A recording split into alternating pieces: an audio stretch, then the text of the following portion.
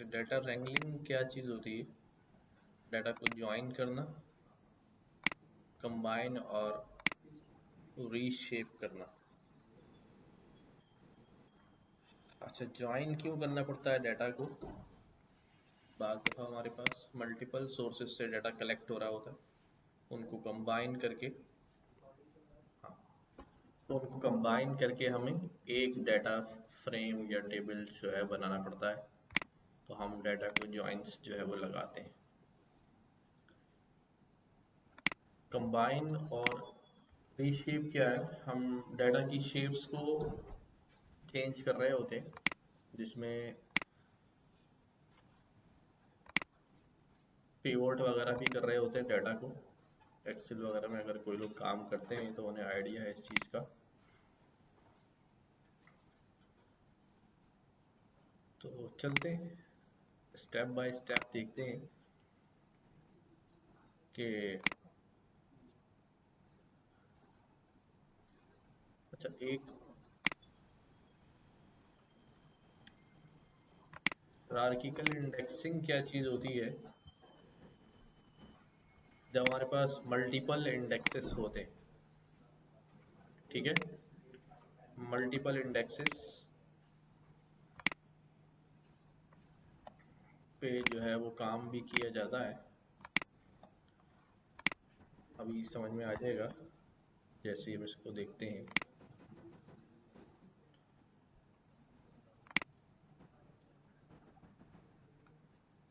क्या किया हुआ हमने, एक सीरीज बनाई हुई है रैंडम नंबर्स की 9 तक, और उसके बाद इंडेक्स में 2D इंडेक्स दिया हुआ है। क्या नज़र आ रहा है? दो ब्रैकेट्स लगे हुए हैं, एक वैल्यू ये है इंडेक्स की और दूसरी वैल्यू इसमें रिपीट भी हो रहे हैं। ठीक, जब इसको व्यू करते हैं तो इट शोज लाइक दिस, कि जो आउटर इंडेक्स लेवल है ए, उस वो ए रिपीट हो रहा है, तो सिंगल टाइम होगा और देखा जाएगा उसके सामने कितनी वैल्यूज जो है दूसरे इंडेक्स की आ रही है। तो 1 2 3 इस तरह। देन बी दो बार है, तो बी के दो इंडेक्सेस के बाद क्या होंगे, 1 और 3। इस तरह सी के और डी के। अब ये हमारे पास मल्टी इंडेक्स कहलाता है। अगर मैं इसके डाटा डॉट इंडेक्स करूं तो यहाँ लिखा हुआ भी यही आएगा, इट्स अ मल्टी इंडेक्स। क्या समझना है इसमें? जब हमने इंडेक्स पास किया है तो यू सी इंडेक्स में हमने यहाँ पर क्या किया हुआ है, दो ब्रैकेट्स दिए हुए हैं। एक ये वैल्यू है,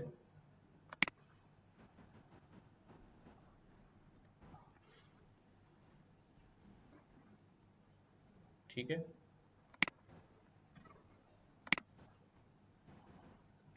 इंडेक्स में हमने सिंगल इंडेक्सिंग नहीं बल्कि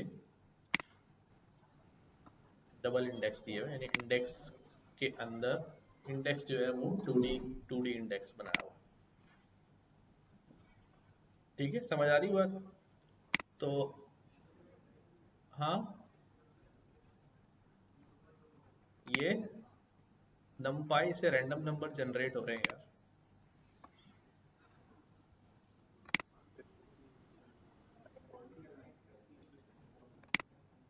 असल में मैंने अभी एक इंपोर्ट कराएंगे, मैंने करवाया हुआ था, उसको डिलीट कर दिया ना।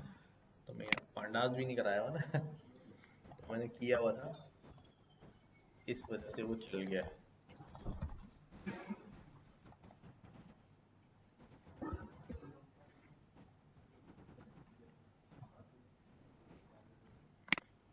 ठीक है,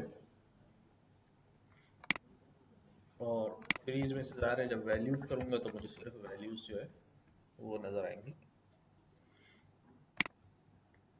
अच्छा, अब इसके अंदर से हम स्लाइसिंग वगैरह कर सकते हैं, सिलेक्शन कर सकते हैं, डाटा में से कोई इंडेक्स प्रोवाइड करते हैं, इंडेक्स की स्लाइस देते हैं, लोकेशन बेस्ड इंडेक्स देते हैं, डाटा सिलेक्ट जो है वो होता रहेगा। ठीक है, इसी तरह जब रॉस जो है वो मल्टी इंडेक्स हो रही हैं, तो हमारे पास कॉलम्स भी जो है वो क्या हो सकते हैं, मल्टी इंडेक्स हो सकते हैं।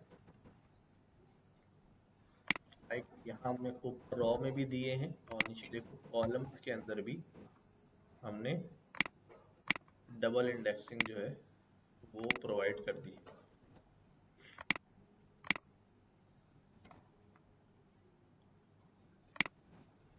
ये इंडेक्स है और ये हमारे पास कॉलम्स है, ठीक है।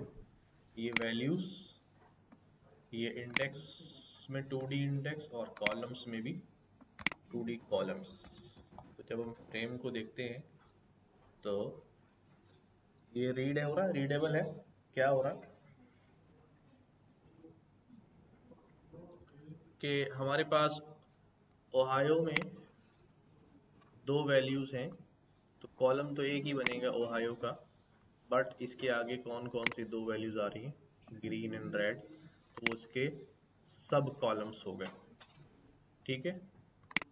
कोलोराडो थर्ड इंडेक्स है, उसमें एक ही वैल्यू आ रही है, थर्ड इंडेक्स ग्रीन, तो उसका ये सब कॉलम जो है वो एक होगा, ठीक।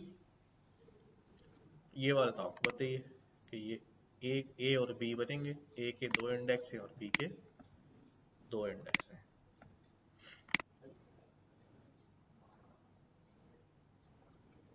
अच्छा, हमने नंपाई पढ़ा था, नहीं पढ़ा था, लेट्स डू इट फर्स्ट।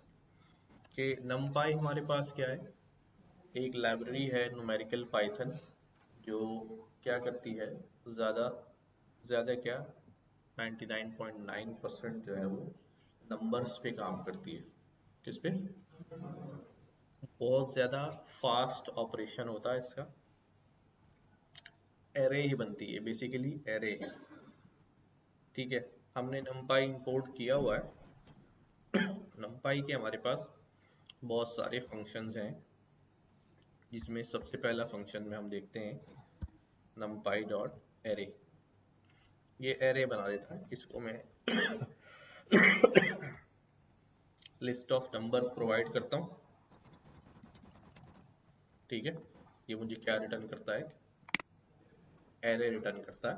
अगर मैं इसको सेव करा लूँ एरे वन में, तो ये एरे वन, ठीक है। इसकी टाइप भी अगर मैं चेक करूंगा तो क्या होगी, numpy nd एरे। nd क्या होता है, this is known as n dimensional array. क्या, n dimensional array. n dimensional array से क्या मतलब है, उसकी जी, कि अब जैसे ये वाली जो एरे कितने डायमेंशनल है, ठीक है। मैं इसकी array dot n dimension check करता हूँ, तो it says it's a one dimensional array. One dimensional क्या चीज होती है, नहीं, जब वन डायमेंशन की बात करते हैं तो उसके अंदर हम एक्सिस की बात नहीं करते, कुछ भी बात नहीं करते, बस वो एक वन डायमेंशनल होती है। यहाँ एक्सिस नहीं होता। जब एक्सिस की बात करेंगे तो फिर दो एक्सिस होंगे। एक्सिस की बात कितने में करेंगे, दो डायमेंशनल में करेंगे, ठीक है। क्योंकि जो वन डायमेंशनल होता है बेसिकली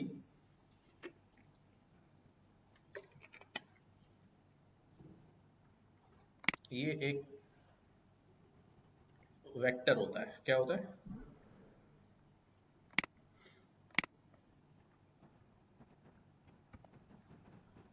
ठीक है। वेक्टर जो है वो कितने डायमेंशन होता है, वन डायमेंशनल होता है। यानी अगर मैं इस तरह से एरे बना दूं तो ये क्या है, वन डायमेंशनल है। बट वेक्टर के बाद हमारे पास क्या होता है, मैट्रिक्स होता है। मैट्रिक्स क्या होता है, मोर देन वन डायमेंशन। यानी वो क्या हो सकता है, 2D भी हो सकता है, 3D भी हो सकता है, 4D भी हो सकता है, अप टू n डायमेंशनल हो सकता है। कितने डायमेंशन, n डायमेंशनल, ठीक है। यानी कि अगर मुझे मैट्रिक्स बनानी हो तो हमारे पास, मैं इसके अंदर क्या करूँगा भाई, एक ये, फिर उसके बाद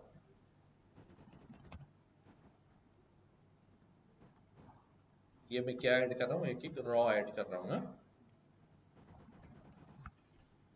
अब ये हमारे पास कितने डायमेंशनल हो गई, हाँ 2 डायमेंशनल, 3 क्यों होगी। अब मैं कह सकता हूँ इसके अंदर, क्या मैं कह सकता हूँ कि कितने कॉलम है कितनी रो है। अब इसके अंदर नहीं कह सकता कि कितने कॉलम कितने रो है, क्योंकि रो एंड कॉलम का जो कॉन्सेप्ट है वो 1D पर इम्प्लीमेंट नहीं होता। ठीक है, हाँ मैं यहाँ पर कह सकता हूँ कि भाई वी हैव 1 2 3 रोज, 1 2 3 5 कॉलम्स। तो इसको मैं यूँ लिख सकता हूँ कि ये मैट्रिक्स जो है मेरे पास 3,5 है। ठीक है, तो अब ये नंपाई जो है वो हमें यही एरे और मैट्रिसेस जो है वो प्रोवाइड करता है। ठीक है, तो जब मैंने एरे बनाई तो वो 1 डायमेंशनल है। इसी तरह मैं बनाता हूँ एरे 2 डायमेंशनल, इसको मैं 1D कह देता हूँ।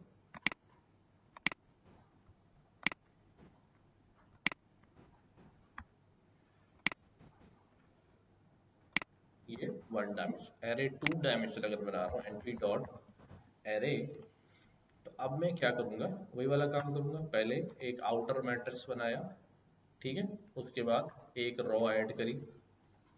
इस रॉ में क्या लिख दिया अभी, 1 2 3 4 5 6 7 8 कॉमा, अब दूसरी रो ऐड करी 2 3 4 5 6 7 8 9, फिर कॉमा, तीसरी रो ऐड करी, क्या हो जाएगा इसमें 3 4 5 6 7 8 9 और 10। इसमें कितने मैट्रिक्स ब्रैकेट्स नजर आ रहे हैं लास्ट में, 2।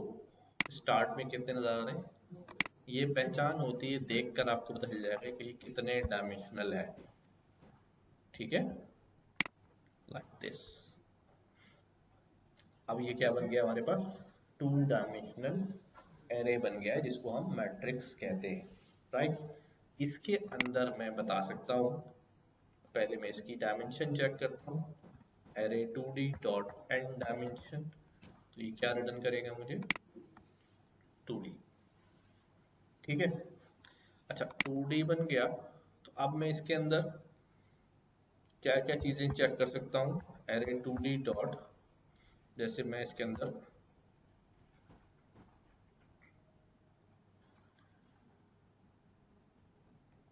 इसकी रॉस और कॉलम निकाल सकता हूँ। सबसे पहले मैं निकालता हूँ इसकी शेप।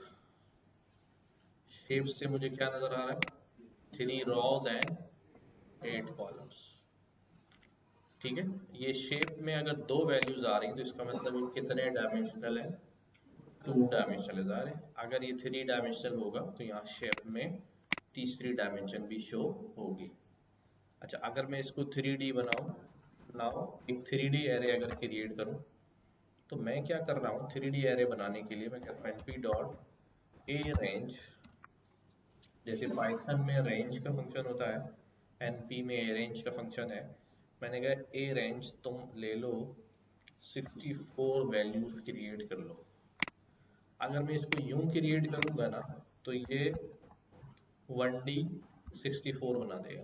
कितनी, 1 डायमेंशनल 64 वैल्यूज ले लेगा, 0 to 63 तक। बट मैं इसको आगे क्या कह रहा हूँ, मैं इसको आगे कह रहा हूँ रीशेप। क्या करूँ, रीशेप करो। अगर मैं इन 64 को रीशेप करना चाह रहा हूँ 2 डायमेंशन में, तो 64 में कितने रॉ कितने कॉलम बन जाएंगे, हर वो मल्टीपल जिसको मल्टीप्लाई करो प्रोडक्ट को 64 बने वो आ सकता है। जैसे मैं यहाँ कह सकता हूँ 1,64, एक रॉ और 64 कॉलम बना दो, एक रॉ और 64 कॉलम बना दो। अच्छा, अब जवाब दे, अब आप बोलेंगे सर ये 1D तो लग रहा है, बट नाउ एक रॉ और 64 कॉलम है, खाली 64 का वेक्टर नहीं है। नाउ यहाँ मुझे कितने नजर आ रहे हैं, 2 ब्रैकेट नजर आ रहे हैं, इट्स अ 2D। अब मैं स्टडी कर सकता हूँ ना यहाँ पर कि ये कॉलम नंबर 1 है, कॉलम नंबर 2 है, और ये पूरी रॉ क्या है। मैं इसको नंबर्स को कम कर देता हूँ, 16 कर देता हूँ ताकि नजर आए लाइक दिस। अब आप इसको क्या बोलेंगे कि ये 1D नहीं है, क्या है ये, 2 डायमेंशन है ना। अब यहाँ पर आप क्या कर सकते हैं, रॉ और कॉलम कह सकते हैं। यानी अगर मैं यहाँ करूँ एरे 3D डॉट शेप, तो वही शेप क्या दिखाएगा, ये एक रॉ और 16 कॉलम।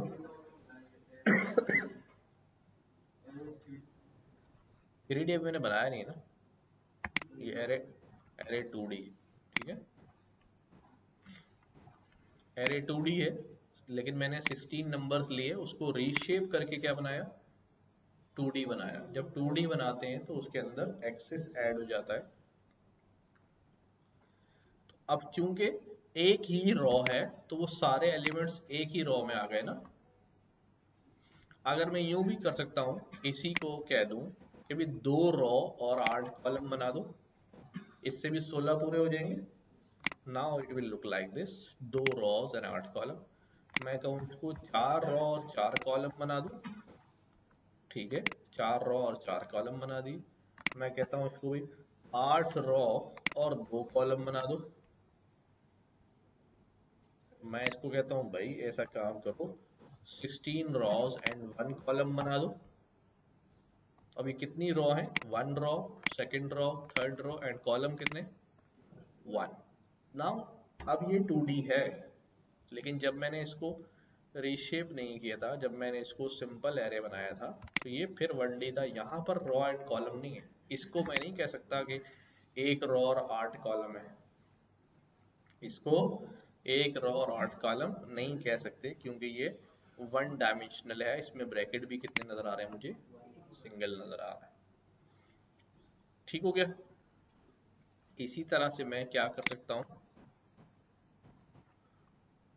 2 डायमेंशन 3 डायमेंशन भी बना सकता हूँ।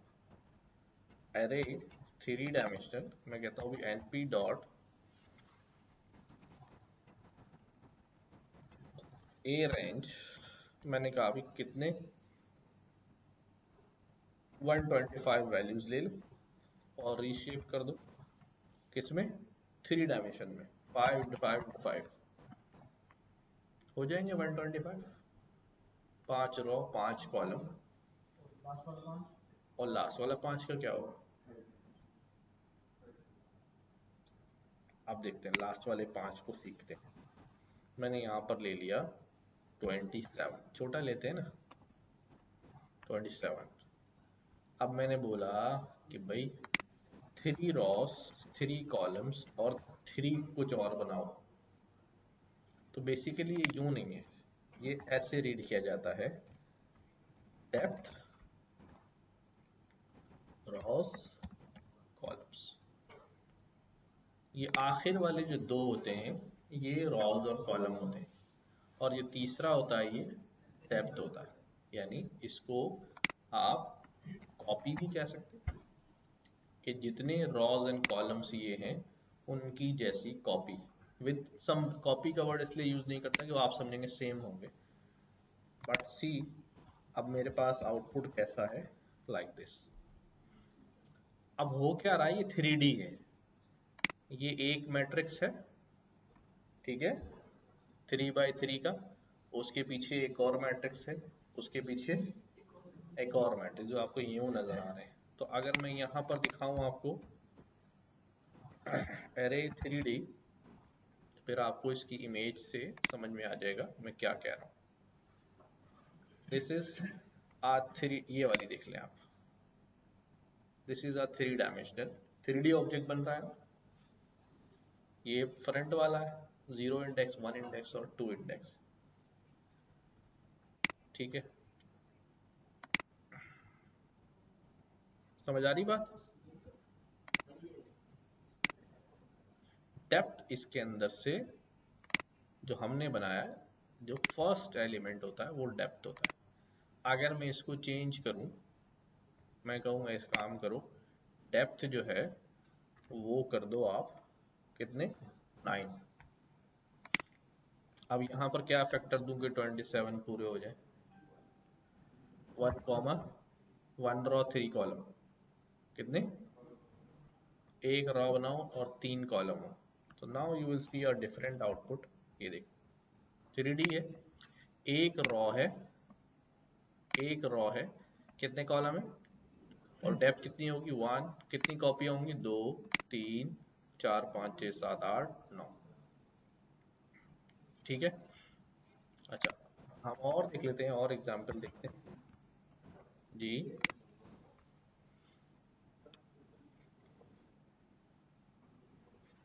नहीं, रॉ थी, देखो ये मेरी,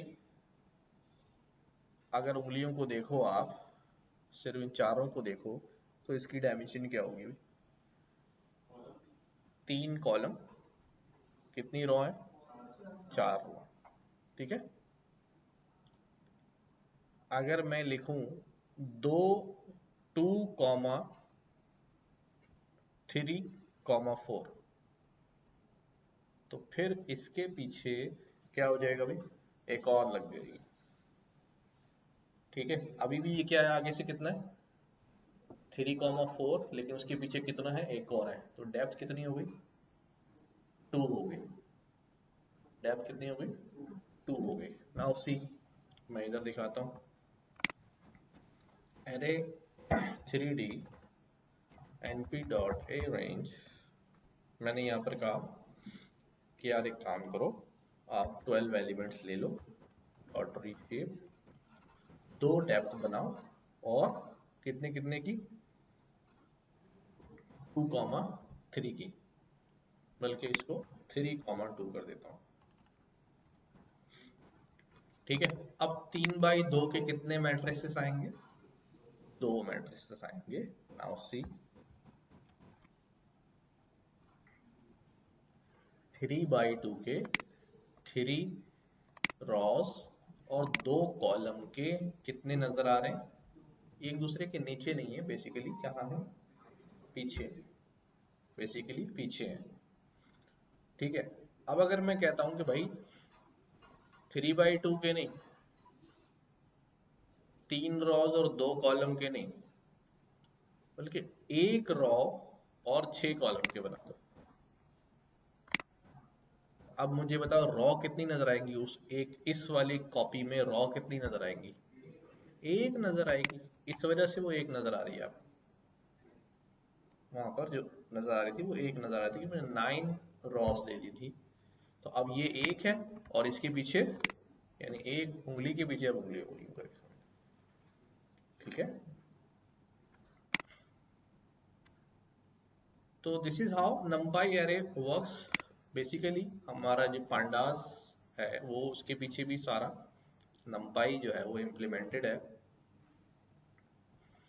हम इस numpy एरे को, जैसे हम यहाँ रीशेप कर रहे हैं, numpy के मुख्तलिफ फंक्शंस हम चला सकते हैं।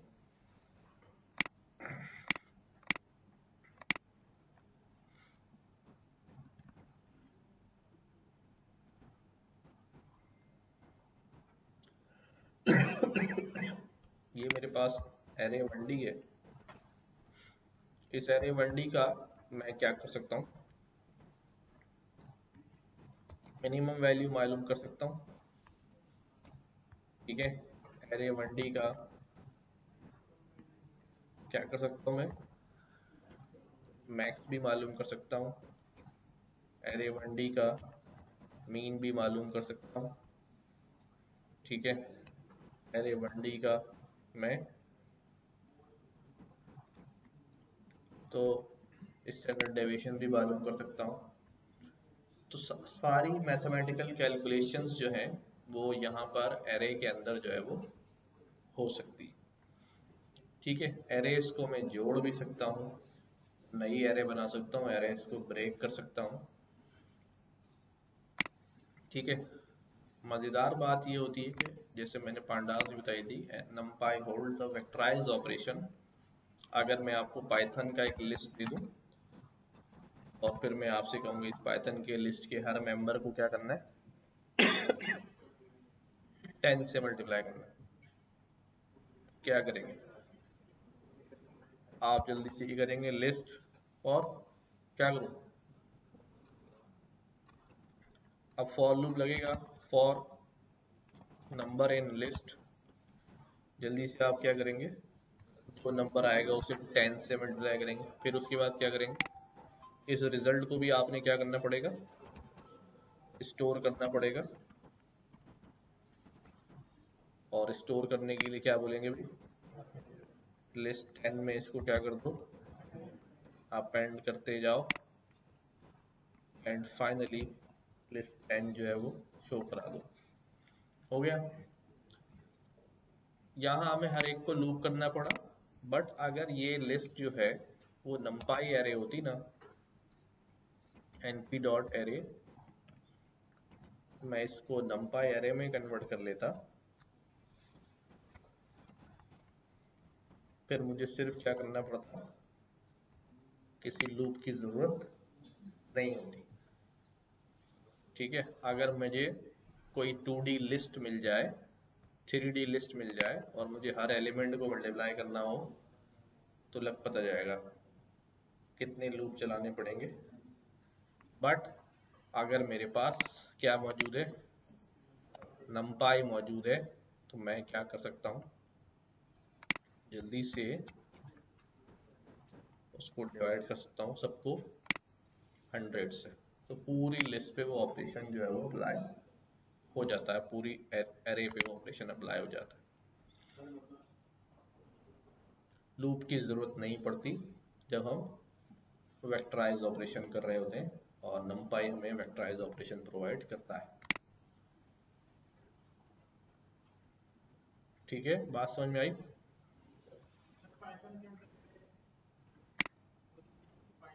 नहीं, पाइथन में एरे नहीं है, नंपाई के थ्रू इम्प्लीमेंट करते हैं।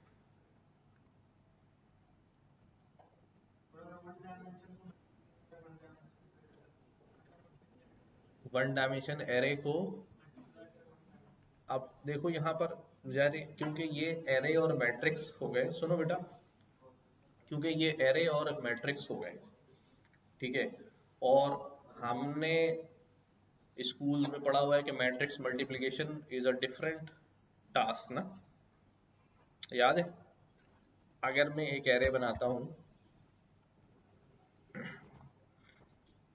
मैं इसको कहता हूँ भाई array 2 dimension np dot array, क्या कर रहे हो, बटन दबा रहे हो तुम, किसके बटन दबा रहे हो यहाँ बैठे बैठे, रॉकेट तो नहीं चला रहे हो कहीं।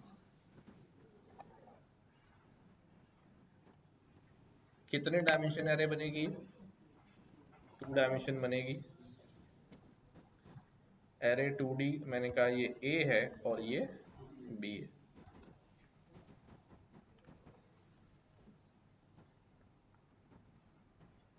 ये भी कितने डायमेंशन बनेगी, 2D। अब इसमें वैल्यूज डाल लेते, ठीक है, मैं इसमें डालता हूँ 1 2 3 4 5, इसमें डाल देता हूँ अभी 6 7 8 9 10,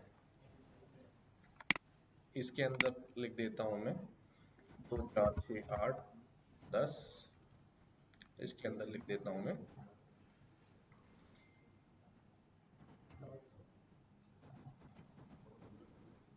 ठीक है। अब एरे 2D जो A है, इट लुक्स लाइक दिस, एक और रॉ ऐड कर देते, ठीक है, एक और रॉ ऐड कर देते हैं।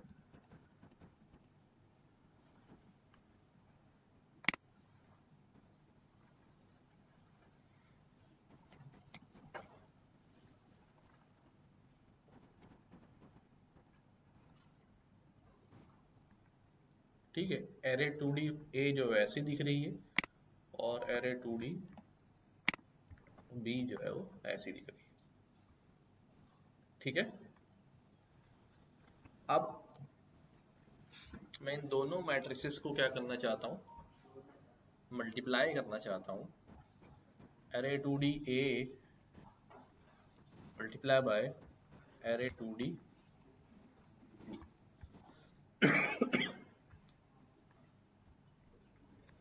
ये जो हमारे पास स्टार का ऑपरेटर है, ठीक है, सुनो भाई, ये करता है मिरर मल्टीप्लिकेशन। कैसी मल्टीप्लिकेशन? यानी कि हर एलिमेंट अपने सामने वाले एलिमेंट से क्या हो जाता है, लाइक दिस। हर एलिमेंट अपने सामने वाले एलिमेंट से क्या हो जाता है, मल्टीप्लाई।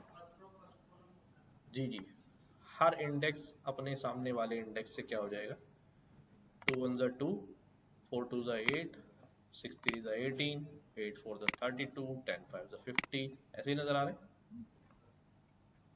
ठीक है, बात समझ आती?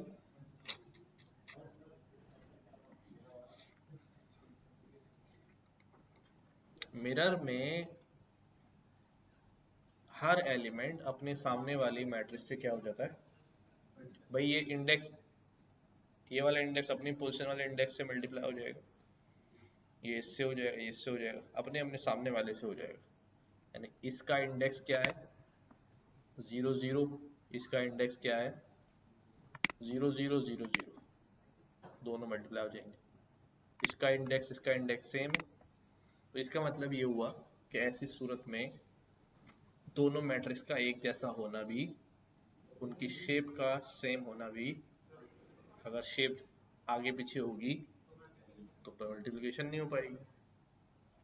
इसी तरह सिर्फ मल्टीप्लाई नहीं, अगर मैं ऐड सब्ट्रैक्ट भी कर दूं तो हमारे पास क्या हो जाएगा, ये दोनों सामने सामने वाले क्या हो जाएंगे, ऐड हो जाएंगे। बट इसके लिए क्या जरूरी है, दोनों की शेप का सेम होना। हम्म, अलग अलग कर देते, अलग अलग कर देते। हम क्या करते हैं यहाँ पर, एक और बना देते हैं, array 3D, array 2D, see, np dot a range. कितने मेंबर थे हमारे पास, 5 10 15, 15 है ना, 15 मेंबर्स ले लिए, डॉट रीशेप। अब मैं क्या कह रहा हूँ, देखिए इसको 16 कर लेता हूँ। मेरे पास एक मैट्रिक्स है 4 बाय 4 की,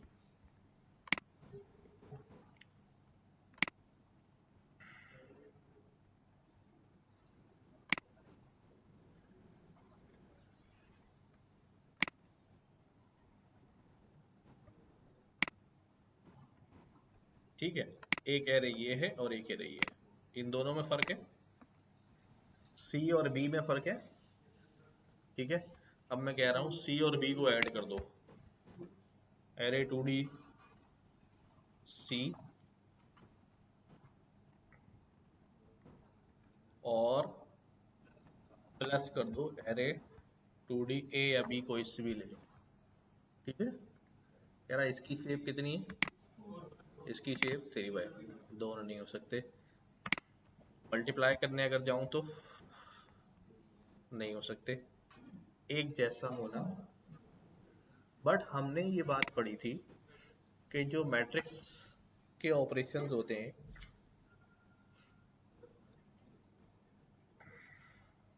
उसके अंदर हम कैसे मल्टीप्लाई करते थे, पहली मैट्रिक्स के जितने कॉलम होते थे दूसरी मैट्रिक्स की उतनी रॉ होनी चाहिए थी।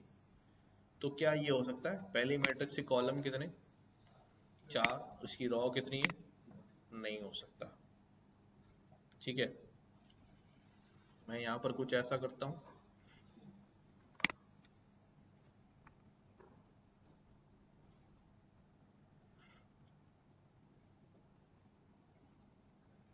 5 कॉलम है ना,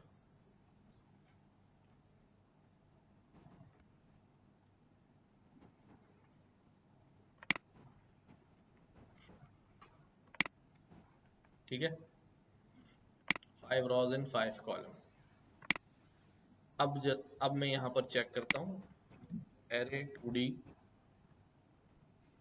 ए, इसका शेप कितना है, कॉमा, एरे 2D सी, इसका शेप कितना है।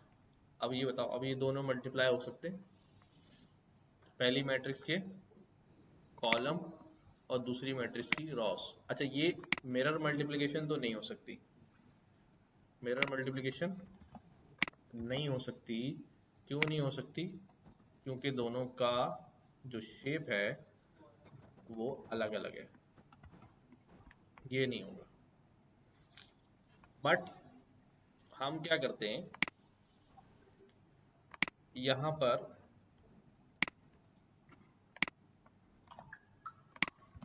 मैट्रिक्स मल्टीप्लिकेशन करवाते हैं। कौन सी मल्टीप्लिकेशन? उसके लिए एट द रेट का साइन है। कौन सा साइन है? ये होगा, देखो 2D A और 2D C जो है वो हो गए, ये वही वाली मल्टीप्लिकेशन हुई है। रॉ कॉलम, रॉ कॉलम, याद है? भूल गए? मुश्किल होती थी ना मल्टीप्लाई करने,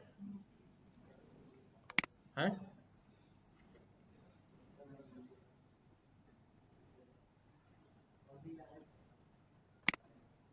ठीक है, बात समझ में आ रही है? इसी तरह हम बहुत सारे काम करते थे, किसी मैट्रिक्स का इनवर्स निकालते थे। क्या करते थे? तो हमारे पास अब यहाँ पर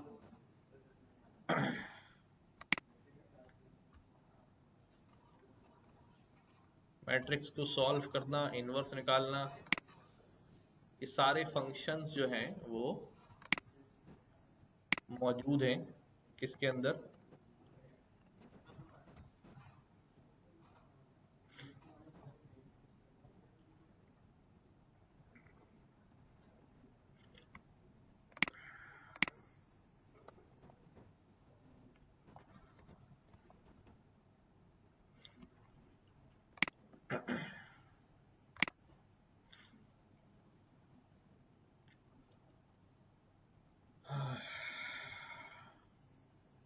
अच्छा, लीनियर अलजेब्रा डॉट इनवर्स है।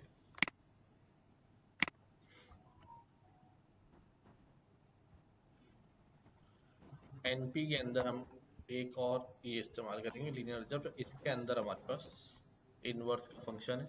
किसी भी मैट्रिक्स का इनवर्स निकालना है तो हमारे पास क्या आ जाएगा? ये लास्ट स्क्वायर। अच्छा,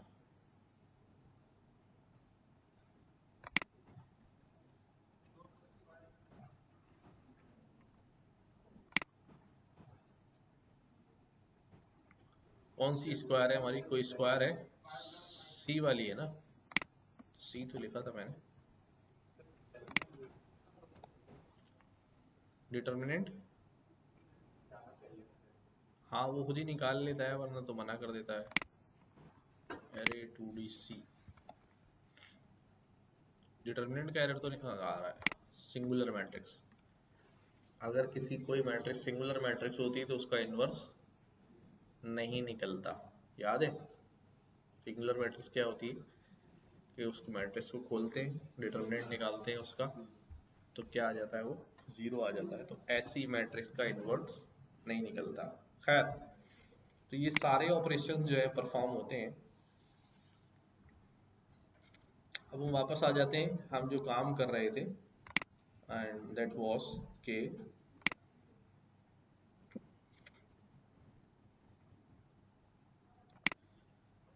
अब होता ये है कि हम पांडास के अंदर जो है वो ज्वाइंस पढ़ते हैं। ज्वाइंस जैसे डेटाबेसिस के अंदर आप पढ़ते हैं, एसक्यूएल ज्वाइंस जो होते हैं, वैसे ही हमारे पास जो है वो यहाँ किसी ने पढ़े हैं कभी ज्वाइंस? कहाँ पढ़े थे?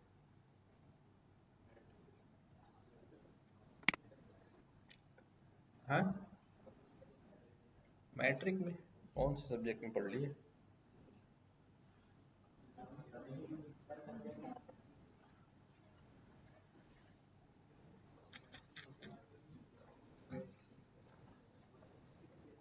डेटाबेस अगर पढ़ा होगा किसी ने, एसक्यूएल पढ़ा होगा, एसक्यूएल, तो उसके अंदर ज्वाइंस जो है वो आपने पढ़े होंगे। देखो,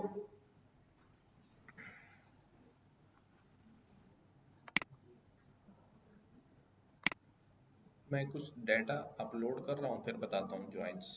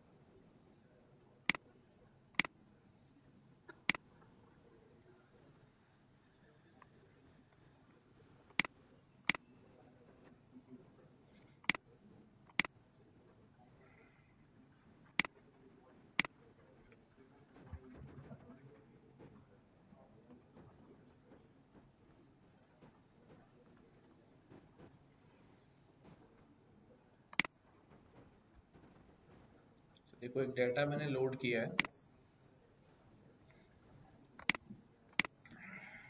अच्छा सुनो भाई, बात ही नहीं करो। टेस्ट डेटा में मेरे पास एक दो तीन शीट्स हैं। देखो डाटा हमारे पास अगर मल्टीपल शीट्स पे हो या मल्टीपल सोर्सेज से आ रहा हो, हमें डाटा को क्या करना पड़ता है, जमा करके एक डाटा बनाना होता है। ठीक है, डाटा को जमा करके एक डाटा बनाना होता है। अच्छा, यानी कंबाइन करना पड़ता है। अब मैं यहाँ पर कर रहा हूँ, मैंने df1, ये मैं पूरा डाटा लोड कराया है ना। अभी इस डाटा के अंदर कौन सी शीट लोड होती है बाय डिफॉल्ट, शीट नंबर 0। तो अब मैं क्या कहता हूँ, मैं हर शीट को अलग अलग लोड कर लेता हूँ। 0 इसमें आ जाएगी ऑटोमेटिकली, और 1 के लिए क्या करूँगा यहाँ पर, शीट नेम 1, और 2 के लिए क्या करूँगा, शीट नेम 2। ये तीनों शीटें आ जाएंगी, इंडेक्स नंबर क्या प्रोवाइड हमने कर दिया है। तो df0 में ये डाटा है मेरे पास, df1 में ये डाटा है, और df2 में ये डाटा है। ठीक है, now we have 3 sources of data, जहाँ से हमने डाटा जो है वो ले लिया है।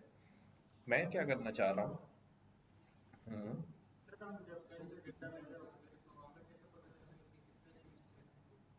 हम जब,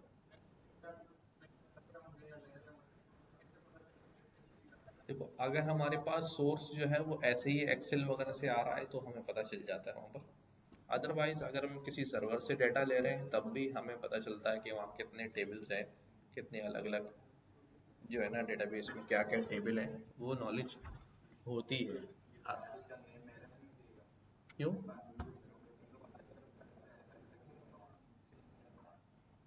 तीनों अलग अलग फाइल कहाँ है?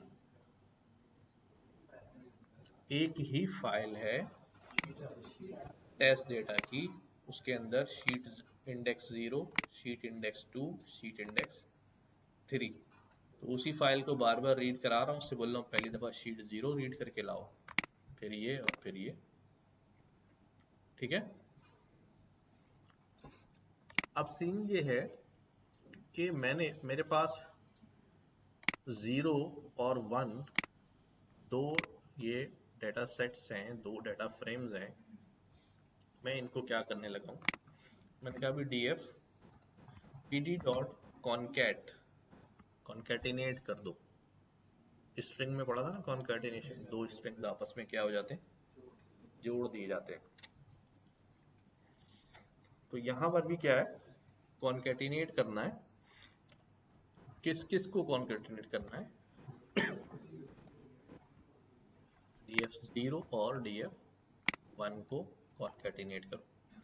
देखो इसने मिला दिया यहाँ पर 0 से लेके 8 तक पहला वाला डाटा फ्रेम, और फिर उसके बाद 0 से लेके 10 तक दूसरा वाला डाटा फ्रेम। क्योंकि दूसरे डाटा फ्रेम में एक्सपीरियंस का कॉलम था, यहाँ एक्सपीरियंस का कॉलम नहीं था, तो लिहाजा यहाँ पर एक्सपीरियंस के कॉलम में क्या वैल्यू आ गई, एन वैल्यूज आ गई।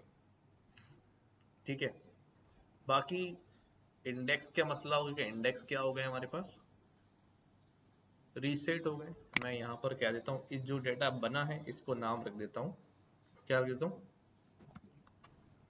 New data. ठीक है, या कॉन्कैटिनेटेड डाटा। ठीक है,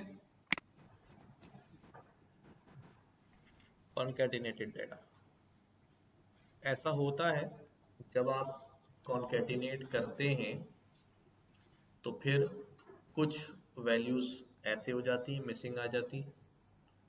यहाँ इंडेक्स के इश्यूज आ जाते हैं कि उसके अपने इंडेक्स हैं और हमारे अपने इंडेक्स हैं। तो फिर उसका हल क्या होता है कि जब आप डेटा होता है उसके इंडेक्स को क्या कर दें आप, रीसेट कर दें। या री इंडेक्स कर दें।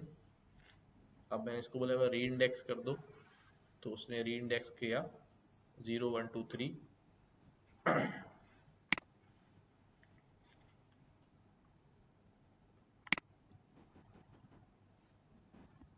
तो दो फंक्शन है हमारे पास, एक रीसेट इंडेक्स है और एक री इंडेक्स है। ठीक है, तो आई ऑलवेज फॉरगेट कि कौन सा वाला क्या काम करता है। देखो उसने क्या किया, एक इंडेक्स बनाया 0 1 2 3 4 5 6 7 8 9 10 11 12 13 14 15 17 हो गए, रेगुलर इंडेक्स हो गए। बट उसने पुराना वाला इंडेक्स जो है उसको भी रिटेन किया है। तो यहाँ पर मैं इसको बता सकता हूँ कि क्या करना भाई, ड्रॉप फॉल्स हुआ है ना, क्या कर दूं इसको, ड्रॉप कर दो कि जो पुराना वाला है उसको क्या कर देना, ड्रॉप कर देना। अब देखो ये हो गया। सर वैसे लास्ट टाइम इसको रिमूव को। हाँ हाँ, रिमूव भी कर सकते हैं। अब मैं इसको क्या कर सकता हूँ, इन प्लेस क्या कर दूं, ट्रू कर दूं, तो फिर ये ओरिजिनली हमारे पास कॉन्कैटिनेटेड डाटा जो है, देखो इन प्लेस में आंसर नहीं आया, कॉन्कैटिनेटेड डाटा। अब इसके इंडेक्स क्या हो गए, सेट हो गए जी।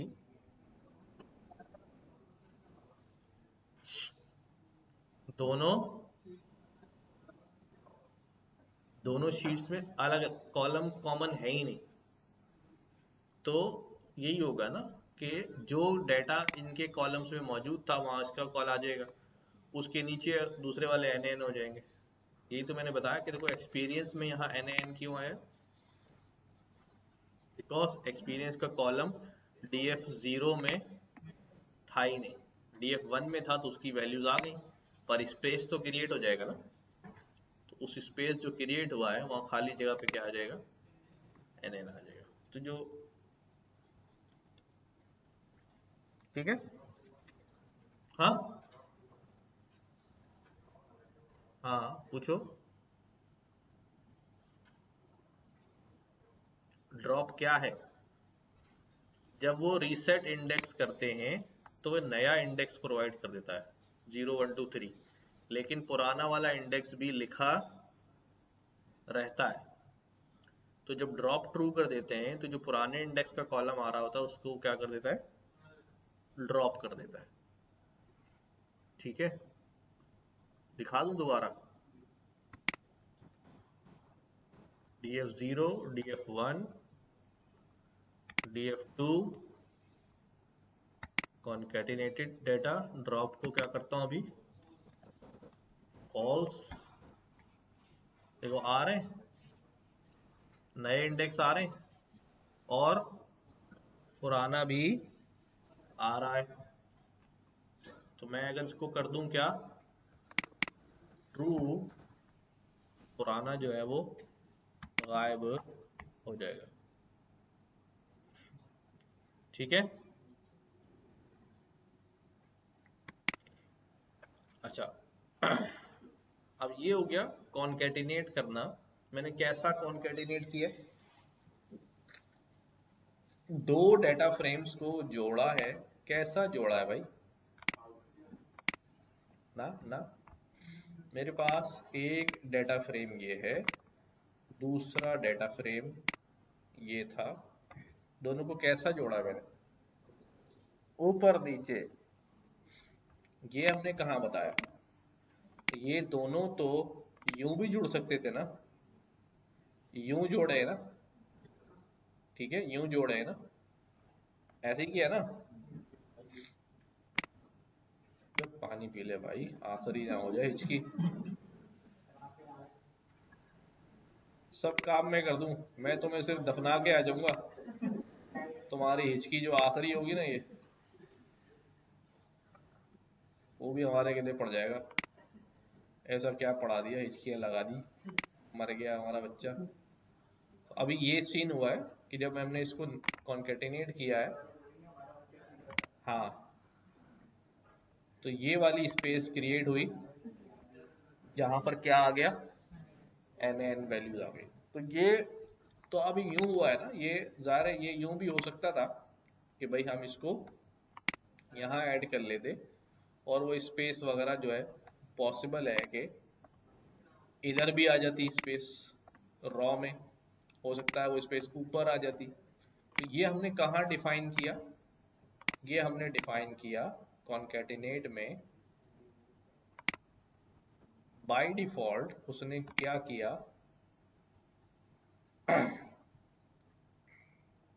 सॉरी इधर है, बाय डिफॉल्ट उसने क्या किया, एक्सिस क्या लिया है भाई, 0 लिया है। ठीक है, अगर मैं एक्सिस क्या कर लूं, 1 कर दूं इसका,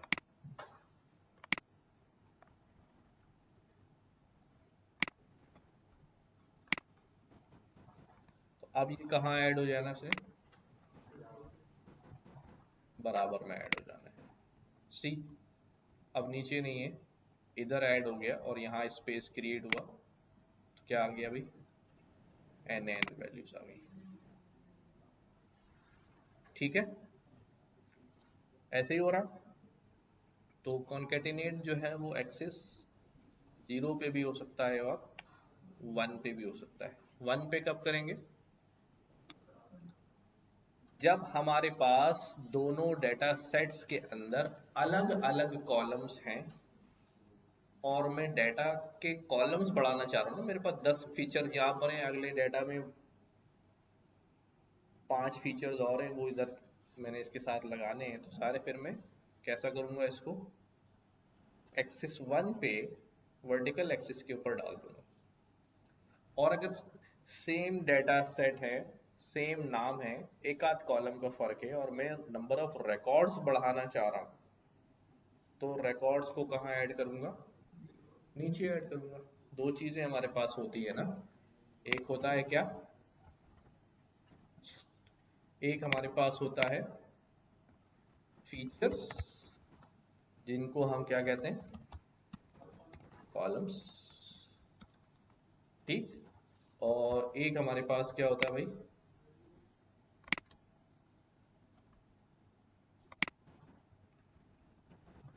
रिकॉर्ड्स, जिनको हम क्या कहते हैं, रॉस।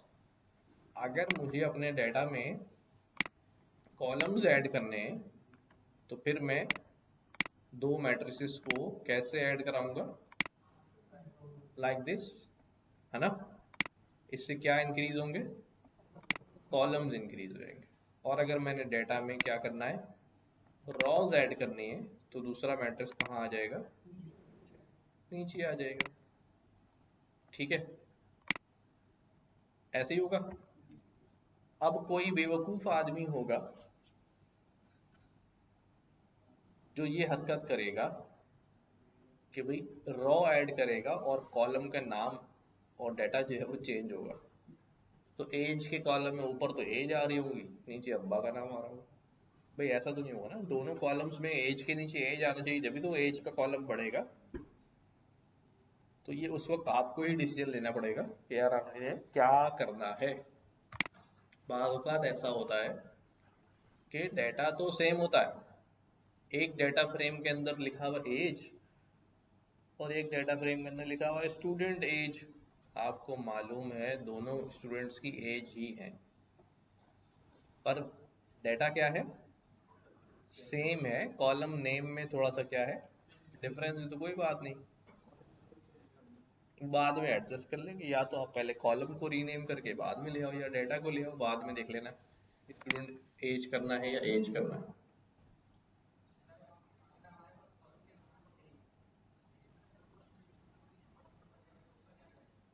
आगे पीछे मतलब,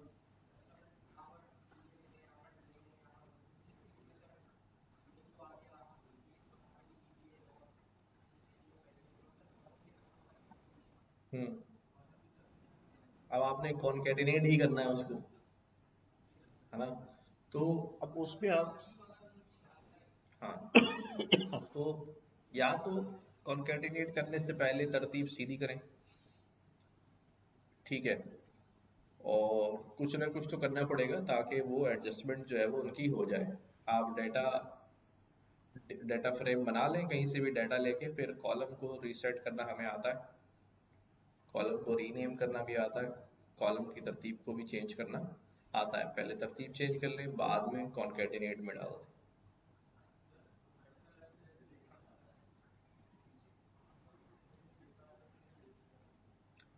जब प्रोफेशनली तो जो है ना, हम जब डाटा ले रहे होते हैं, तो अगर किसी एक ऑर्गेनाइजेशन में काम कर रहे हैं तो बड़ी स्टेबल डेटाबेस होती है।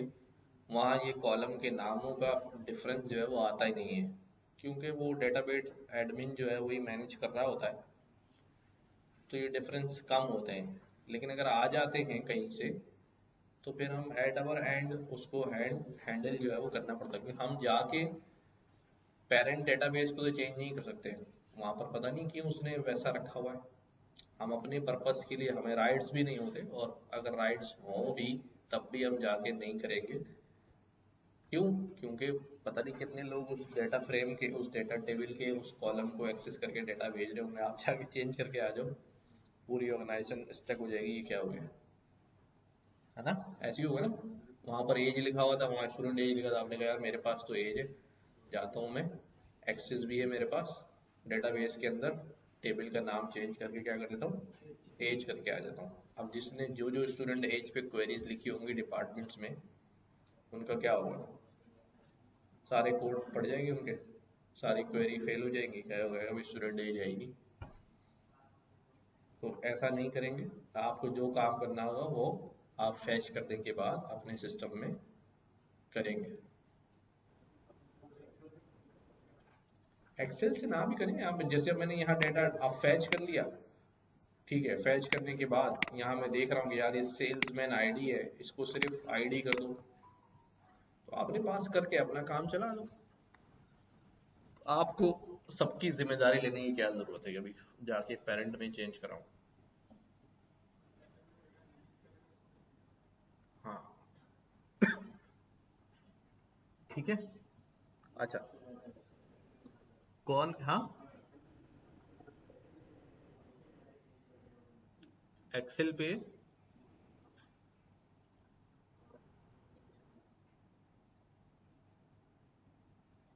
अच्छा, इनका ख्याल है कि कॉलम का नेम चेंज करना जो है वो एक्सेल पे इजी होगा, लेकिन बाज दफ़ा ऐसा होता है कि जब डाटा हम किसी सर्वर से फैच कर रहे होते हैं ना, तो सर्वर पर से डाटा एसक्यूएल क्वेरीज से आ रहा होता है। तो हम यहाँ पांडास में ही रहते हुए एसक्यूएल क्वेरी लिखेंगे, बीच में हमारे एक्सेल होगा ही नहीं। यहीं पर बैठ के मैं क्या करूँगा, इंपोर्ट करूँगा एसक्यूएल को, और सर्वर कनेक्ट करके कर लूँगा मैं।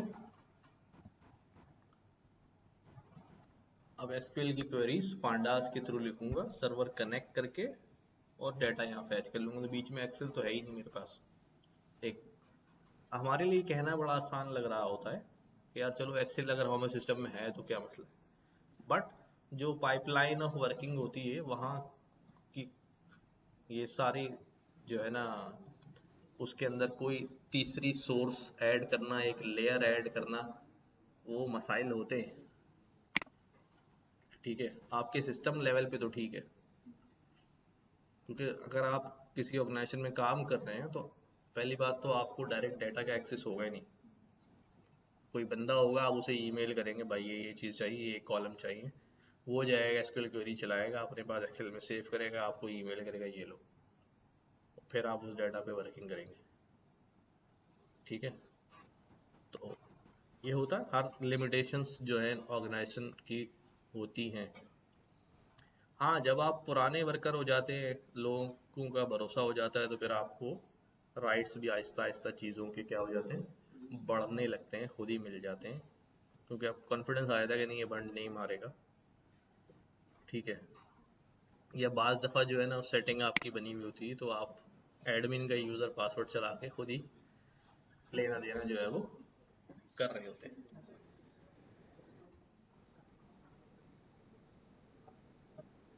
हाँ भाई, इतना आसान है ये तो। सीधा आप क्या लिखेंगे, पी डी डॉट, हाँ, P D dot to, sorry, अब मैंने कॉन्केटिनेटेड डाटा, ये है ना मेरा, जो भी ट्रांसफॉर्मेशन लगाई होगी, डॉट टू करके आप बोलेंगे कौन से फॉर्मेट में सेव करो, एक्सेल, सीएसवी, एक्सेल फॉर्मेट में सेव करो। फाइल का नाम क्या होगा, रिक्वेस्टेड डाटा, डॉट XLSX, ये फाइल मेरे पास क्रिएट हो गई है। आ रहा है कि नजर? ये तो ये वापस बस जिसने मांगा है उसको ईमेल टिका दें।